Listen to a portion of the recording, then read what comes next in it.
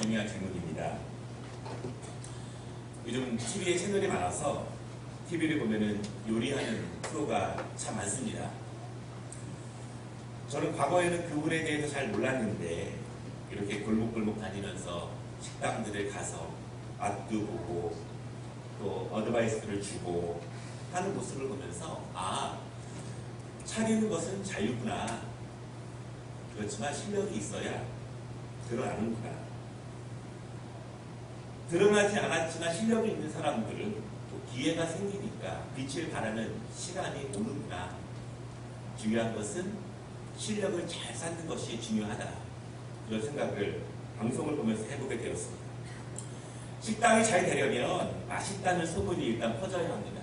우리 관산동이 작지만 맛있다는 소문이 퍼지면 정말 사람이 많이 올 수밖에 없겠죠. 음식이 너무 맛있고 또 서비스도 좋아야 합니다. 그래야 소문이 나더라고요. 여러분 식당이 얼마나 많습니까? 누구나 차릴 수 있기 때문에 식당이 많죠. 가만히 보면 거의 다 비슷비슷한 재료를 가지고 음식을 팝니다. 또 도구도 거의 비슷합니다. 그런데 나오는 결과물이 다른 거예요. 대부분 다 비슷한데 마지막 나오는 결과물에 따라서 형태가 갈리게 됩니다. 병원도 그런 것 같습니다. 다 비슷비슷해 보입니다. 의사 선생님이 의술을 배운 학교들도 다 비슷해 보입니다. 그런데 조금 더 용한 병원이 있다라고 하는 거예요. 모두가 비슷해 보이지만 분명히 다른 무언가가 있기 때문에 소문이 나고 또한 사람들이 점점 찾아오게 됩니다. 여러분, 교회는 어떻게 부흥될 수 있을까요? 교회는 이 소문이 나야 부흥될 수 있습니다. 어떤 소문이 나야 되냐면 성도들의 삶의 기쁨이 넘치더라, 성도들이 소망이 가득하더라, 은혜가 풍성하더라, 그런 소문이 나야 교회가 부흥됨을 믿으시기 바랍니다. 아멘. 그것을 전문적인 용어로 간증, 이렇게 이야기합니다. 간증이 많아져야, 풍성해져야 교회가 소문나고 교회가 성장할 수 있습니다. 여러분, 우리 교회 주보에 보면은요, 여러 가지 내용이 있는데 그 뒤에 보면 셀 나눔이라고 하는 코너가 있습니다. 사실 저는 그것을 기도하는 마음으로 적게 됐는데 우리 셀을 통해서 정말 간증이 넘쳐나기를 바랍니다. 그리고 그 간증으로 인해서 셀 지체들이 서로 기도해주고 서로 격려해주고 또 서로 기뻐하고 또 서로 함께하는 셀이 되기를 바라는 마음으로 그 셀 나눔에 있는 그 문자들 기록하게 됩니다. 성도들이 점점 많아지다 보면 한 성도의 아픔과 기쁨을 모든 교회가 다 알기에 힘듭니다. 그래서 우리가 셀을 나누는 것입니다. 셀 안에서 몇 분 안 되지만 거기서 힘을 모아서 함께 기도해주고 함께 신방도 가고 함께 도와도 주고 그런 마음으로 또 그 셀 안에서 그런 간증들이 넘쳐나기를 바라는 것입니다. 여러분, 기쁜 일과 또한 즐거운 일이 있으면 셀 지체들에게 많이 알려주시기를 바랍니다. 아멘? 예. 또 그런 일이 있으면 알려주시고 또 저한테도 알려주시면 좋겠습니다. 이런 분들이 계시는 것 같아요. 아니, 이런 일까지 목사님에게 말씀드려야 되는가? 그렇게 생각하지 마시고 기쁜 일도 알려주시고 즐거운 일도 알려주시면 함께 축복할 수 있고 함께 즐거워할 수 있습니다. 보통 제게는 아픈 일과 또 어려운 일들과 힘든 일들을 말씀해 주시죠. 그럼 저도 열심히 기도합니다. 그리고 하나님께서 은혜를 주시기를 바라는 마음으로 함께 기도하는데 즐거운 일, 잘된 일, 좋은 일도 있으면 함께 알려주시면 우리 모두가 더 많이 기뻐할 수 있습니다. 간증이 많아지기 위해서는요, 그리스도의 은혜가 우리에게 많이 임하여야 합니다. 다시 말해서 그리스도가 주시는 능력이 우리 안에 많아져야 합니다. 사실은 큰 능력은 아니더라도 소소한 능력들이 우리에게 많이 있어야 됩니다. 세상에서 지식으로 주는 은혜가 아니라 우리가 많이 없는 권력과 물질로 주는 은혜가 아니라 하나님이 우리에게 주시는 은혜들이 필요합니다. 사실은 정말 이 시대가 그러한 것들이 필요합니다. 나에게도 주님이 주시는 세상에 줄 수 없는 그 은혜가 필요하고 우리 가정에도 필요하고 우리 삶에도 주님께서 주시는 그 은혜가 필요합니다. 여러분, 오늘 말씀을 통해서 그렇다면 우리가 그토록 사모하고 있는 그리스도의 능력은 어떻게 나타나는가? 오늘 말씀을 통해서 우리가 함께 보기를 원하고요. 이 말씀을 통해서 우리가 그리스도의 은혜와 능력을 힘입어 살아가는 우리 모든 성도들이 되시기를 주님의 이름으로 축원합니다. 첫 번째로요. 교회를 다니면 그리스도의 능력이 생기는가? 이것입니다. 한 신실한 집사님이 친한 친구에게 오랫동안 복음을 전했습니다. 그 집사님은요, 늘 친절하게 대하고 늘 평안한 모습입니다. 사실 그렇다고 늘 평안한 것은 아니었어요. 어려움도 많이 있었지만 그럼에도 불구하고 평안한 마음과 기쁨으로 살려고 노력을 합니다. 오랫동안 복음을 전했지만 그 친구는 도무지 하나님에 대해서 관심이 없습니다. 그런데 어느 날 그 친구가 한번 교회에 나와보겠다고 연락이 왔습니다. 갑자기 그 친구가 왜 교회에 나오겠다고 했는가? 마음에 어떤 변화가 생겼는가? 혹시 삶에 어떤 문제가 있는가? 아니면 오랜 친구의 부탁이기 때문에 한번 들어주고 싶어서 그러는가? 여러분, 신앙생활을 처음 시작하게 된 분들, 왜 처음 교회에 나오게 되셨습니까? 이런 거에 대한 이유를 대한 설문조사가 많이 있는데요. 항상 두 가지가 신앙생활을 시작하게 된 가장 큰 이유입니다. 첫 번째는 마음의 평안을 얻기 위해서 교회에 나옵니다. 이렇게 말하는 분들이 많아요. 정말 이 시대가 분주해 보이고 즐거워 보이고 좋은 것이 많아 보이는데 우리의 마음을 평안하게 할 수 있는 것이 부족한 시대라고 그렇게 말들을 합니다. 환경들이 어렵습니다. 두 번째 이유는요. 왜 교회에 나오십니까? 물어보면 어떤 어려움들이 생겼는데 그 어려움을 해결하고 싶은 마음에 교회로 나옵니다. 이렇게 말해요. 너무나 많은 종류의 문제들이 있죠. 각각 편안해 보이고 멀쩡해 보이지만 그 안에 어려움들이 참 많습니다. 그래도 어느 정도 괜찮을 때에는요. 종교에 대해서, 신에 대해서 전혀 관심이 없는 것 같습니다. 그러나 어려움이 생기게 되고 점점 그 어려움이 크게 되고 이제 내가 할 수 있는 것이 전혀 없다고 느끼게 되면 점점 신을 생각하게 됩니다. 그리고 종교를 의지할 마음을 갖게 됩니다. 그리고 그 신이 혹시 내가 믿으면 이 문제를 해결해 줄까라고 하는 막연한 기대를 갖게 합니다. 확신을 가지고 나오는 것이 아니에요. 그러나 혹시나 하는 마음으로 막연한 기대를 가지고 삶의 문제를 가지고 신 앞에 나오게 되고 교회에 출석하게 됩니다. 여러분, 그런데 그러한 문제들이 교회를 다니면 정말 해결되는가? 교회를 다니면 우리가 가지고 나온 문제들이 다 없어지는가? 라고 하는 것입니다. 예배에 출석해서 앉아있고 어느 정도 신앙생활을 하게 되면 마음의 평안이 자동적으로 생기고 내가 가지고 나왔던 힘든 문제들과 그 무거운 부담들이 다 없어지는가? 하나님은 교회를 다니는 자들에게 모두 다 그런 능력을 부어주시는가? 라고 하는 것이죠. 어떤 교회 나온 지 얼마 안 되는 분이 이런 질문을 하는 거예요. 목사님, 교회에 얼마나 오래 다녀야 마음에 평안이 생기고 하는 일이 잘 될까요? 여러분, 얼마나 다니면 되겠습니까? 학원을 얼마나 다니면 1등 할 수 있을까요? 글쎄, 얼마나 다니면 될까요? 한 6개월쯤 다니면 될까요? 그럼 하나님이 문제를 알아서 다 해결해 주십니까? 여러분, 실제로 교회를 몇 개월 다녔는데도 아무 소용없거나 교회를 다닌다고 문제가 해결되지 않더라 이렇게 말하면서 교회를 다시 떠난 분들이 굉장히 많습니다. 우리 주위에도 사실 굉장히 많습니다. 오늘 우리가 함께 읽은 본문의 말씀은 너무나 잘 알고 있는 그런 말씀입니다. 성전 문 앞에서 벌어진 일입니다. 오후 3시쯤에 기도 시간이 되었습니다. 베드로와 요한이 기도하기 위해서 성전으로 올라가고 있어요. 들어가고 있습니다.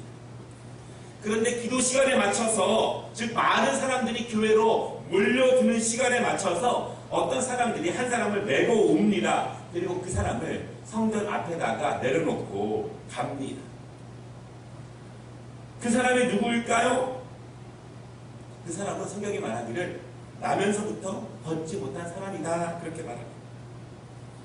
그러면 그 사람이 성전에 왜 왔을까요? 자신의 문제를 해결받기 싶어서 성전에 왔습니다. 그럼 그 사람이 해결받고 싶어하는 문제가 무엇입니까? 사실 그 사람은 나면서부터 걷지 못하기 때문에 아무것도 할 수 없습니다.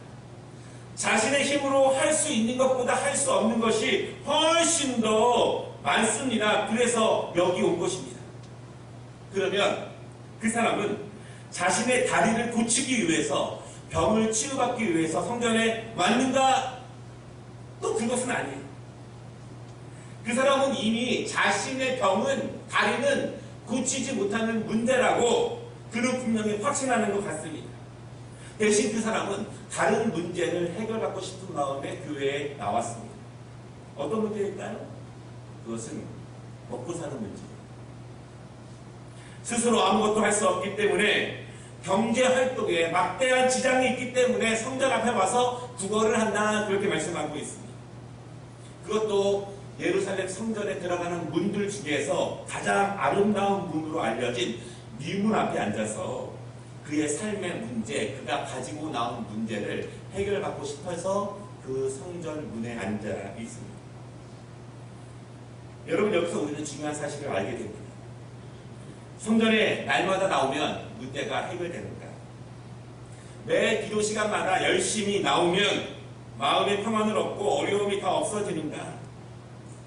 그럼 오늘도 이 사람은 매일 그랬던 것처럼 열심히 기도 시간에 맞춰서 성전 앞에 앉아 있습니다. 그러면 이 사람은 문제를 해결받고 있는가? 라고 하는 것입니다. 다시 말하면 열심히 출근하듯이 교회에 나오면 하나님의 능력이 임하는가, 그리스도의 능력을 가지고 살아갈 수 있느냐, 이것입니다.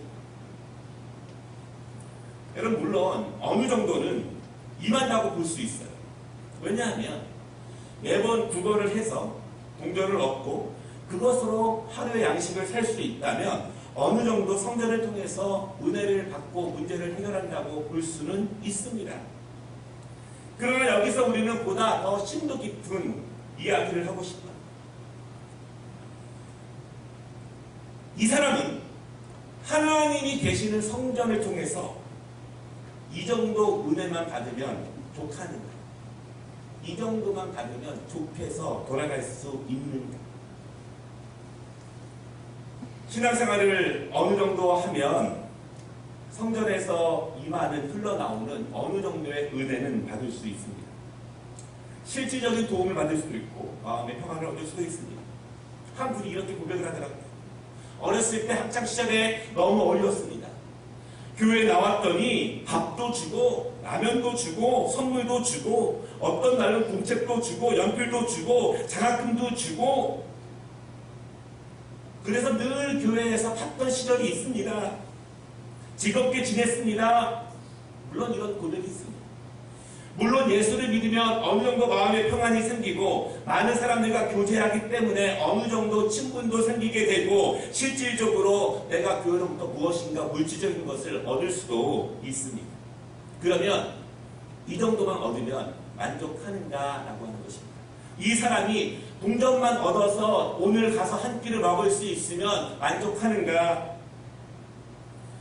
여러분, 두 번째로 볼 수 있는 것은 오늘 이 사람이 구걸해서 동전을 받습니다. 그리고 하루를 살죠. 그러면 그것이 성전에서 나오는 진정한 은혜인가? 이것입니다. 성전을 하나님께서 세우시고 그 성전을 통해서 주시고자 하시는 은혜의 본질이 무엇인가? 라고 하는 것입니다. 어느 정도 조금 만족하면, 조금 평안하면, 조금 여유가 있게 되면, 조금 즐거우면 그것이 하나님께서 성전을 통해서 주시고자 하시는 그 축복과 은혜와 능력의 모든 것인가? 라고 하는 것입니다. 여러분, 그것은 아닙니다. 이 사람은 성전이 어떤 곳인지 잘 모르고 있습니다. 하나님이 왜 하나님의 집을 세우셨는지, 어떤 은혜를 주시고 어떤 축복을 주시고자 하시는지, 하나님 아버지가 어떤 분이신지를 전혀 모르고 있는 거예요. 왜 모를까요? 여러분, 이 사람은 성전에 매일 나오는데 왜 모를까요? 열심히 나오는데 왜 모를까요? 그것은 하나님을 만나러 나오는 것이 아니기 때문에 모르는 것입니다. 하나님께 예배하러 나오는 것이 아니기 때문에 모르는 것입니다. 성전에 나오지만 다른 목적을 가지고 나오는 것입니다. 자기 생각에는 그것이 최선일 수 있어요. 자기가 아는 경험과 지식과 환경과 그 어려움 속에서는 그것이 최선일 수 있지만 그것은 자신의 생각뿐입니다. 하나님이 주시고자 하시는 목적과 나온 목적이 완전히 다르게 됩니다. 어떻게 할까요? 태도를 보면 알고, 앉아있는 모습을 보면 알고, 집중하는 모습을 보면 알겠네요. 여러분, 그러면 어떻게 해야 되는가? 성전 문 밖에 평생 앉아 있어도 아무런 소용이 없습니다. 성전 아름다운 문 밖에 아무리 평생 앉아 있어도 그 능력을 받을 수는 없습니다. 성전 안으로 들어와서 하나님께 예배드리는 그 자리에 집중적으로 참여하고 전심으로 찬양하고 온 마음 다해 기도하고 하나님을 만날 때 하나님께서 성전을 통해서 주시고자 하시는 은혜가 넘쳐남을 믿으시기를 바랍니다.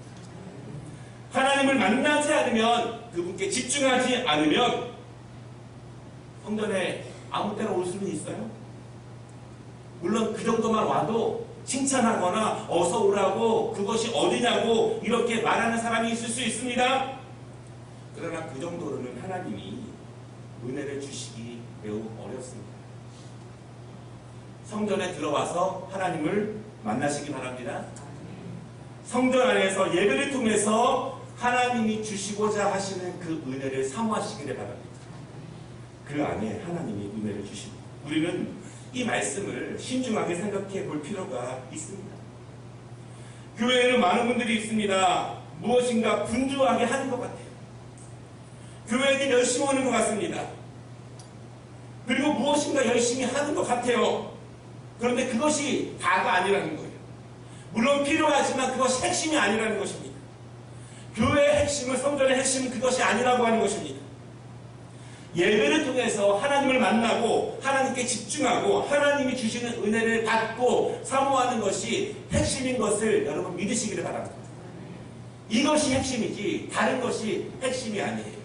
필요하고 도움이 되고 중요하지만 핵심을 놓쳐버리면 성전에 나오는 목적을 완전히 상실하게 되는 것입니다. 하나님이 받으시는 그 예배에 내가 예배자로서 전심으로 집중적으로 예배자로서 하나님을 만나지 못하면 그리스도인의 능력이 임하기가 매우 어렵습니다. 하나님이 주시는 그리스도인의 능력은 단지 교회에 다닌다는 것으로 임하지 않습니다. 그것으로 충분하지 않다는 것을 여러분 좀 죄송한 말씀이지만 꼭 기억하시길 바랍니다. 두 번째, 그렇다면 그리스도인의 능력은 어디서 오는가 이것입니다. 오늘 본문에서 그 사람은 오늘도 성전 문 앞에 앉아서 구걸을 합니다. 수많은 사람들이 그 앉은 자리를 보지만 이들을 주목한 사람은 베드로와 요한뿐이에요. 여러분, 늘 똑같은 것을 보지만 주의 깊게 보는 사람이 있습니다. 늘 똑같은 사람들을 보지만, 환경을 보지만 주의 깊게 보는 사람들이 있어요. 이것이 영적인 눈이에요. 영적인 능력. 일상에서의 하나님의 뜻과 일상에서 하나님의 손길을 발견할 수 있는 영적 능력이 있습니다. 4절 말씀을 보면 베드로와 요한이 앉은 뱀이에게 우리를 보라 이렇게 말합니다. 그때 구걸하던 사람이 베드로와 요한이 무엇을 줄까 하여 쳐다보게 됩니다.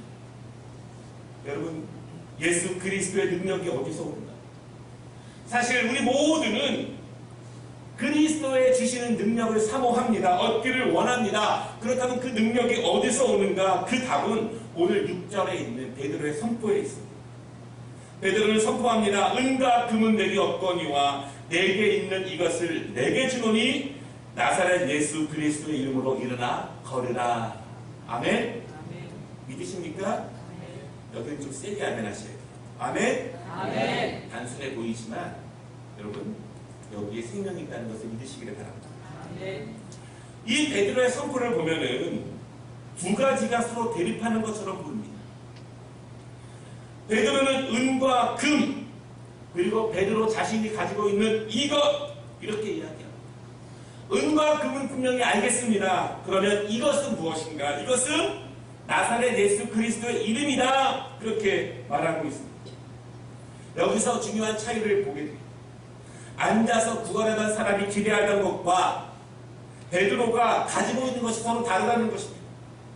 앉아서 구걸하던 사람이 성전에 가지고 나온 문제의 제목과 베드로가 가지고 나온 것은 다르다, 이렇게 생각해 볼 수 있습니다.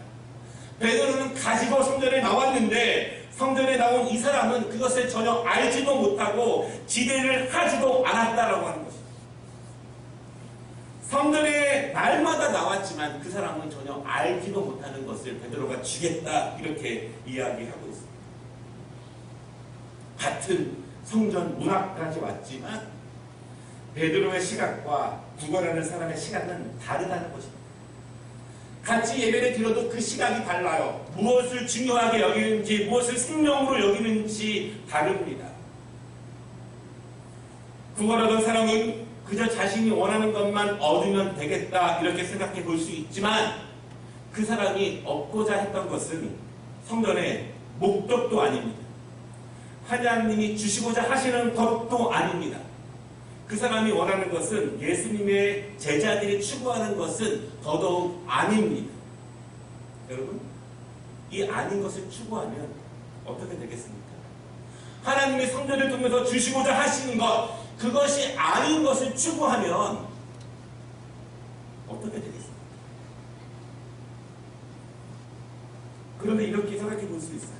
그러면 은과 금, 이러한 물질적인 것은 하나님을 믿는 신앙과 적대시 되는 것인가, 원수가 되는 것인가, 정반대가 되는 것인가, 하나님을 믿는 사람들은 은과 금을 추구하면 안 되는가, 그러면 신앙이 잘못된 것인가? 그것은 아닙니다. 신앙은 물질을 적대시하지 않습니다. 그러나 중요한 것이 있는데요. 이 말씀의 진리는 첫 번째로 은과 금을 얻고자 성전에 나오지 말라라고 하는 것입니다. 성전은 그것을 주려고 있는 존재가 아니라는 것입니다. 성전은 은과 금을 주는 것이 아니라는 거예요. 성전은 무엇을 얻으려고 나오는 것이 아니라 성전은 기도하는 장소이고 하나님께 예배하는 장소이고 하나님께 집중하는 장소라는 것을 여러분 믿으시기를 바랍니다. 성전은 마음의 평안을 위해서 오는 것이 아니라 하나님을 예배하고 하나님께 집중하기 위해서 나온다는 사실을 여러분 믿으시기를 바랍니다. 두 번째, 은과 금이 우리의 믿음과 어떤 관계가 있느냐?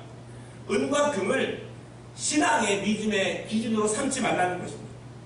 하나님을 잘 믿으면 은과 금, 물질의 축복을 받습니까? 그렇지 않습니다.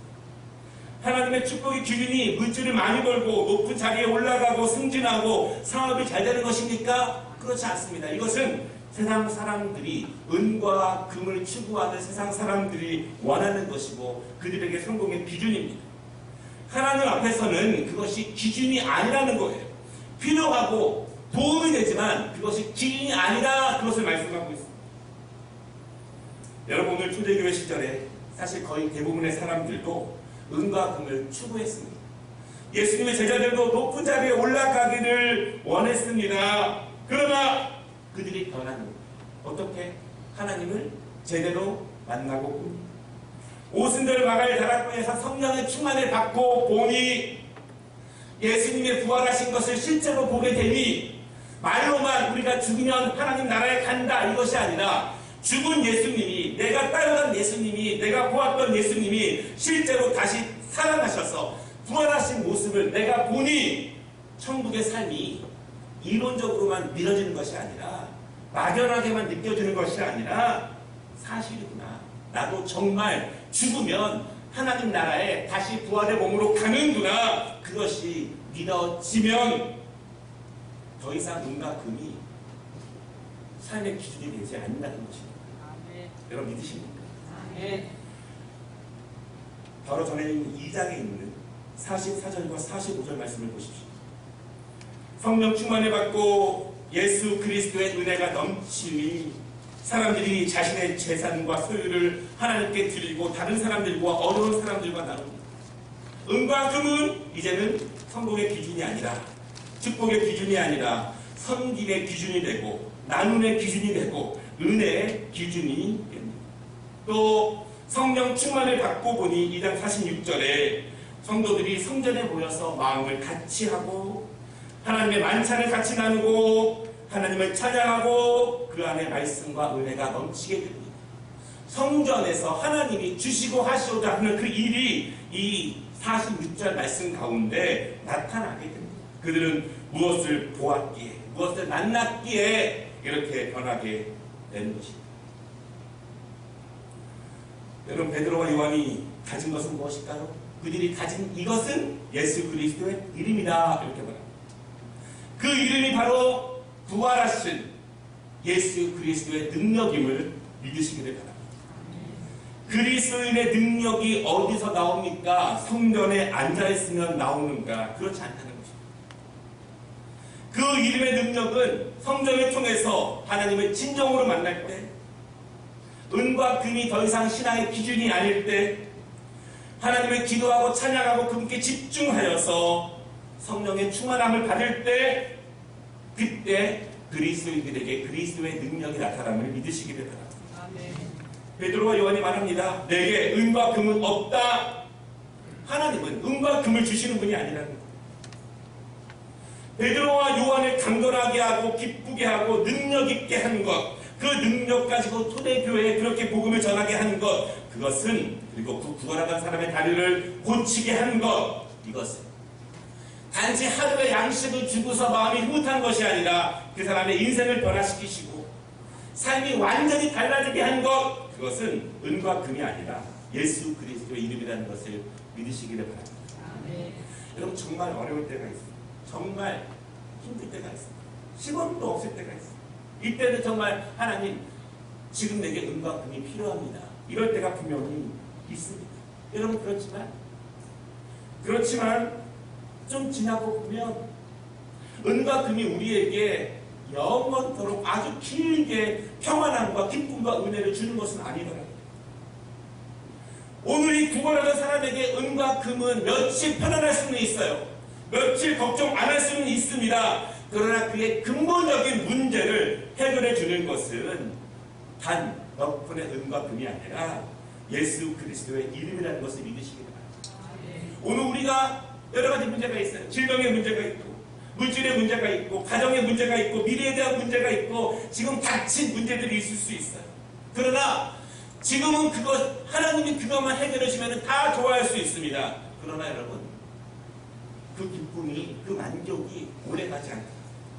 그거 지나면 또 다른 문제들이 다가오지 않습니다.